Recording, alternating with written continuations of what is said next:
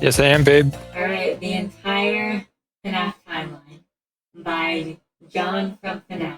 Here we go. Get ready for a surprise! This video contains flashing lights and jump scares. Ooh. Ooh. Your discretion is All advised. of them together in one place. Five Nights at Freddy's is a franchise with over a decade's worth of content, spanning countless games, books, and now a movie. There's a reason that no matter whose timeline you watch, they all look different. Making a FNaF timeline is not easy. There are so many ways you can interpret this story, and this is mine. So Okay. let's start at the beginning. Oh, 1970s! Because, that's right, because Secret of the Mimic takes place in the 70s. Not, like, I originally thought that Secret of the Mimic took place after Security Breach. But turns out it takes place before any other FNaF location even existed. Which is crazy to me.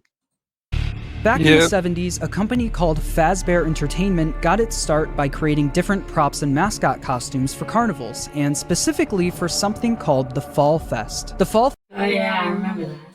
Fest featured various mascot characters, such as a bird, an elephant, and the most popular of all, Fredbear and Bonnie. These specific mascot Fredbear and Spring Bonnie!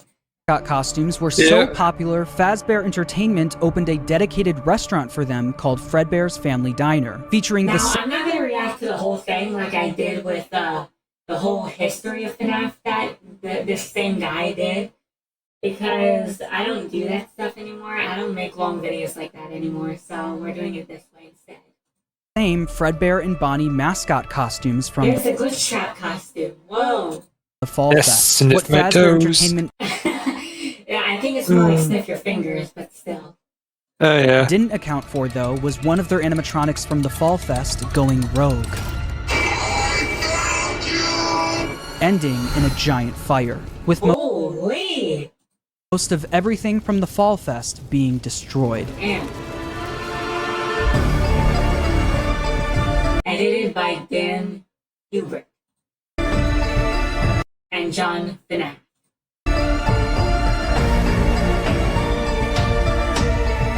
I'm not gonna read all the credits. You guys can pause if you want, but yeah. Oh, this is crazy.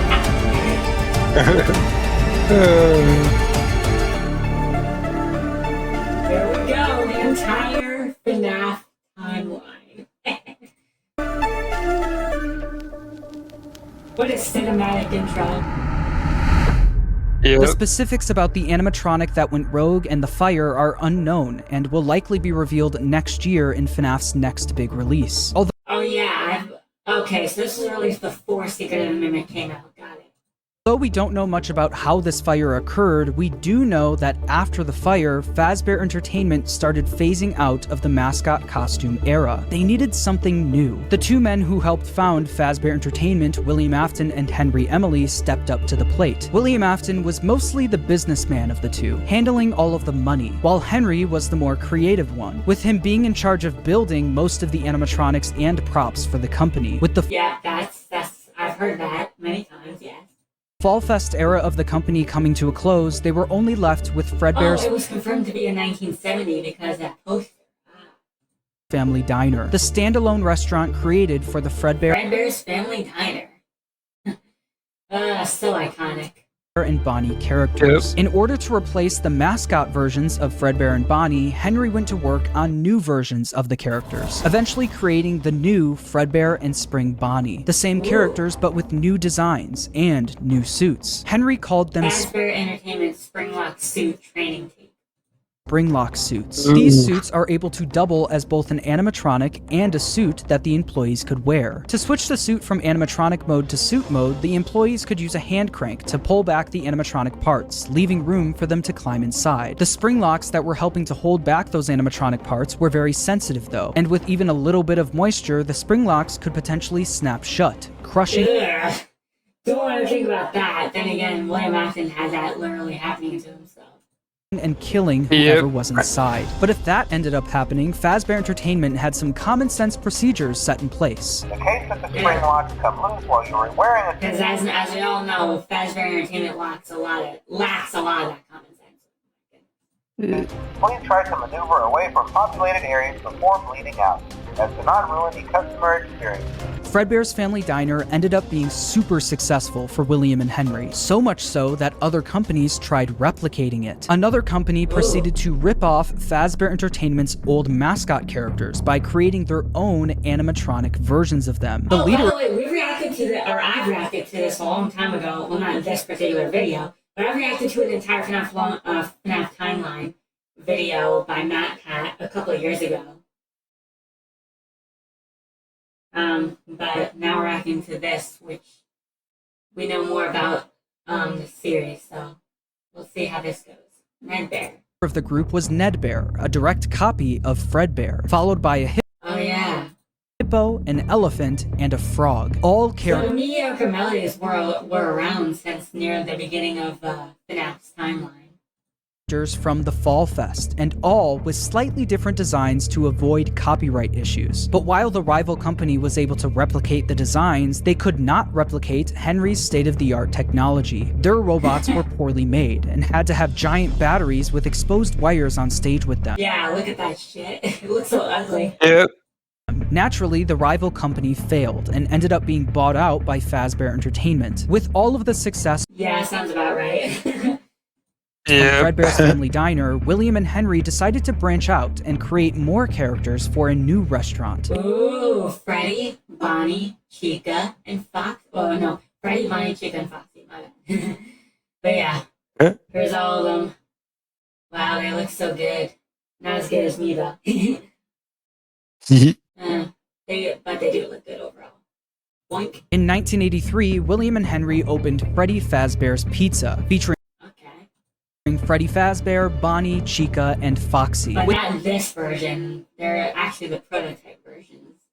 The opening of Freddy Fazbear's Pizza, Fazbear Entertainment was experiencing success like they've never seen before. But with two restaurants now open at the same time, more success also meant more work for William and Henry. The duo were so wrapped up in work that they started neglecting their own families. William Oh yeah, that's not good.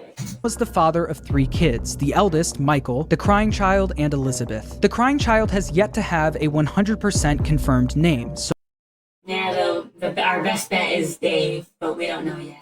So for this video, he will just be called the crying child. Meanwhile, Henry had one kid, a daughter named Charlie. The business partners spent most of their days working, so they both created different ways of taking care of their kids. Henry was the robotics genius, so he used his talents to create a new animatronic to watch Charlie for him. It was called Yeah. Oh my god. Security puppet.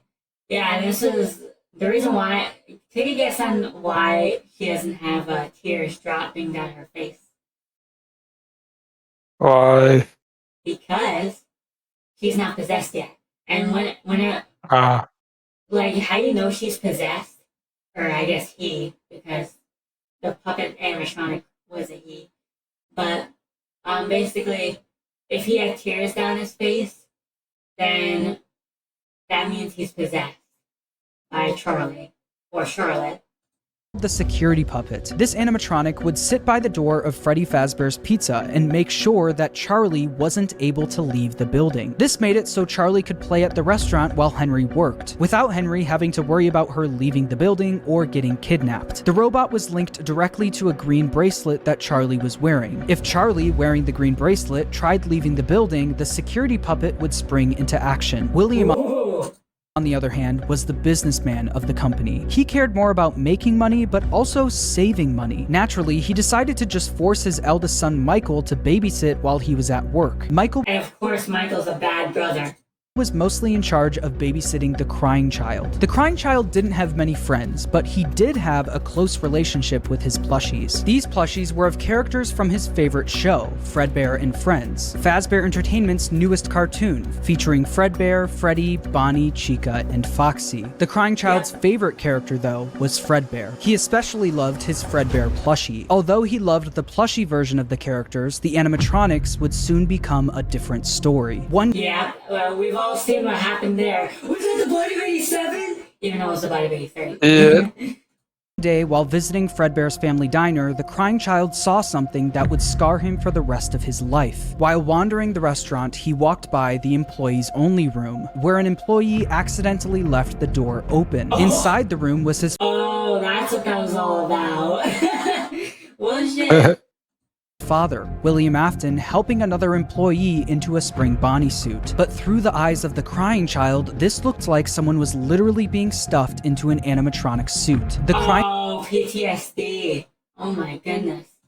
child was so young that he wasn't educated on how the mascot characters worked. So seeing a human be put inside of one terrified him. When a child experiences something traumatic, their brain naturally tries finding ways to deal with that trauma. The crying child's way of dealing with his trauma was by creating an imaginary friend. This imaginary friend took the form of the object he loved the most, his Fredbear plushie. His new imaginary friend Fredbear followed him wherever he went, shape-shifting into flowers, hiding behind cars and in the sewers, with nobody being able to see him except for the crying child. When the crying child was overwhelmed, the plushie would talk to him and try to calm him down. Even when the I've actually had that happen, because that's the part of the storyline, obviously, but you know.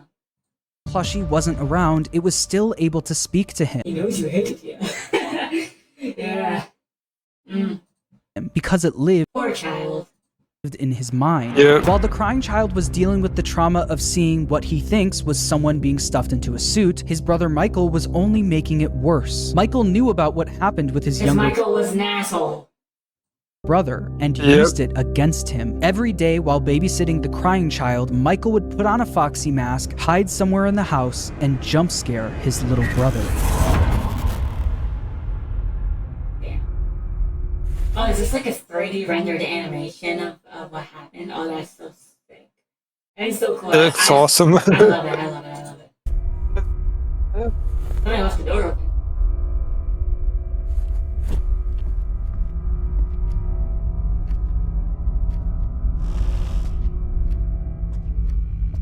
This is not creepy at all.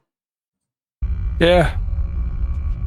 The TV's only supposed to light in here, From the bro. pizzeria to your living room, you no longer have to wait to sing and dance with Fredbear and Friends. Weeknights at 8, 7 Central, only on... Well, that's not creepy at all. Yeah. That brother just went into his room.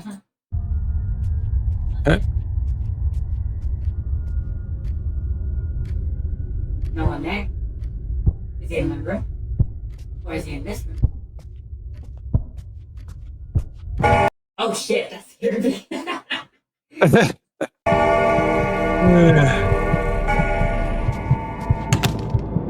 He's under the bed.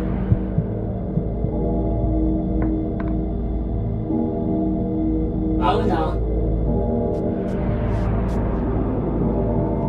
Are there any monsters under your bed, my dude? Yeah, I know, right? Yeah. Through all of Michael's bullying, the crying child's imaginary friend Fredbear would comfort him and talk him through the situation, saying, "You know he is hiding again. Be careful. Tomorrow is another day." Michael wasn't the only one bullying the crying child, though. The local kids in the neighborhood heard about why the crying child was so scared of the pizzeria, even making up fake rumors related to what the crying child thought he saw there. "You'd better watch out. I hear they come to life at night. And Oh my god. if you die, they hide your body and never tell anyone." But all of this bullying would come to a head on one special day, the crying child's birthday. Ironically, his birthday party was being held at Fredbear's family diner. Because he was so terrified of being at the pizzeria, he hid under the table, not knowing that Michael and his friends were nearby, planning a prank that would go terribly wrong. Oh yeah, a fatal prank. a fatal prank, and that's not good.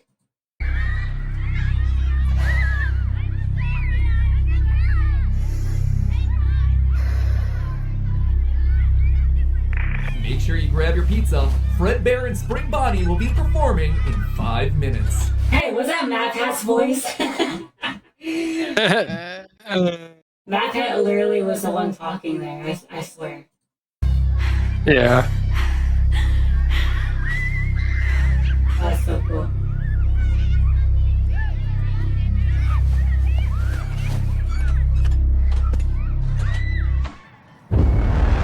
Oh no! Oh no! Oh no.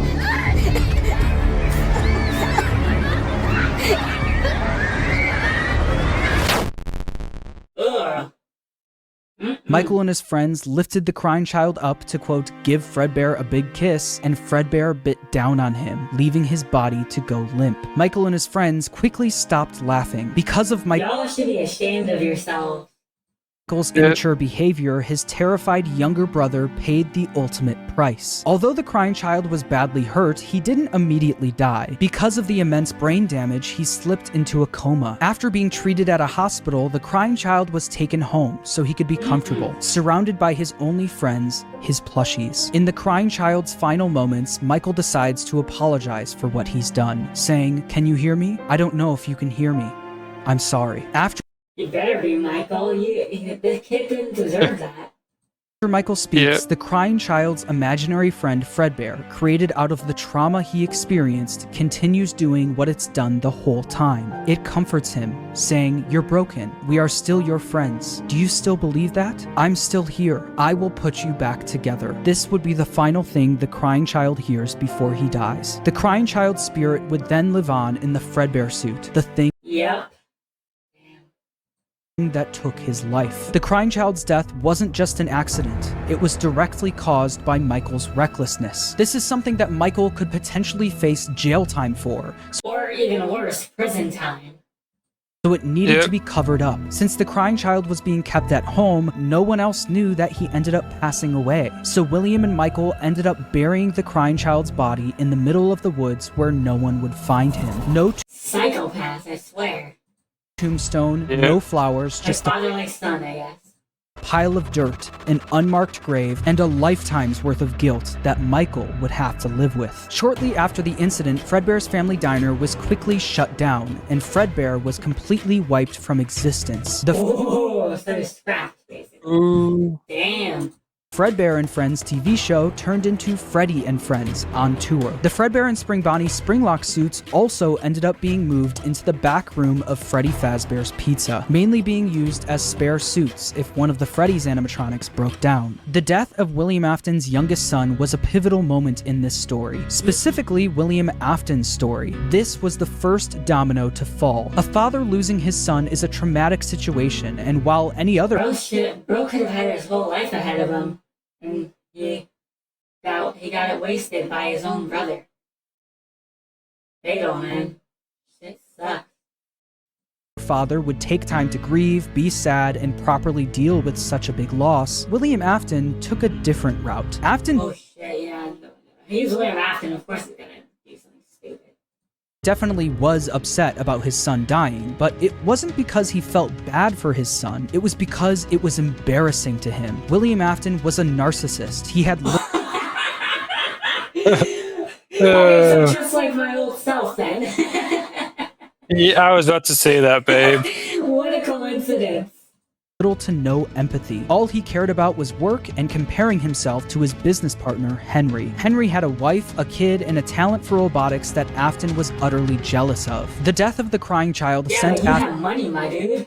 Isn't it? Well, Yeah. that doesn't make up for the lost kid, but you still have a lot of money, so.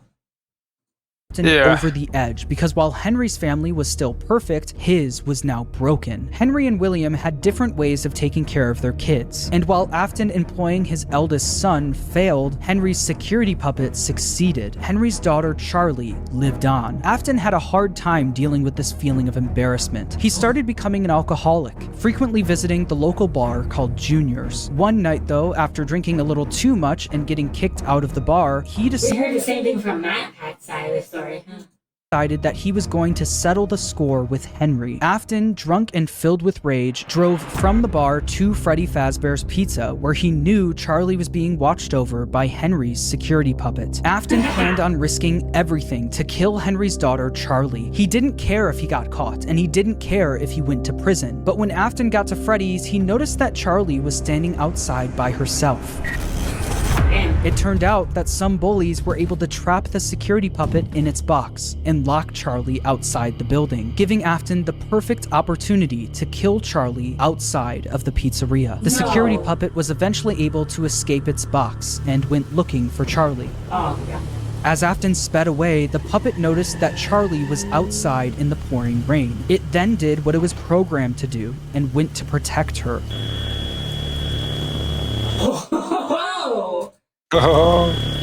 But as the puppet got closer to Charlie's body, the rain started making it short circuit. It was forced to crawl its way over to her until the rain got to be too much and the puppet shut down right next to Charlie's body. Oh my god, that's so sad. Yep. Man, William Afton really is a psychopath. Damn. While Charlie and the puppet lay lifeless next to each other, Afton was speeding home, driving right past where he buried his son and the bar he got kicked out of. When Afton... Okay. We're gonna end it here because we've been recording for 20 minutes and I think that's long enough. But we'll continue with part 2 on this sometime in the near future. But anyways, that's it for us for now. If you guys enjoyed this video, be sure to leave a like. Be sure to enjoy making it game we did. Yes, you did, babe. So yeah, remember to stay awesome. I remember I am the best. Peace. Alright?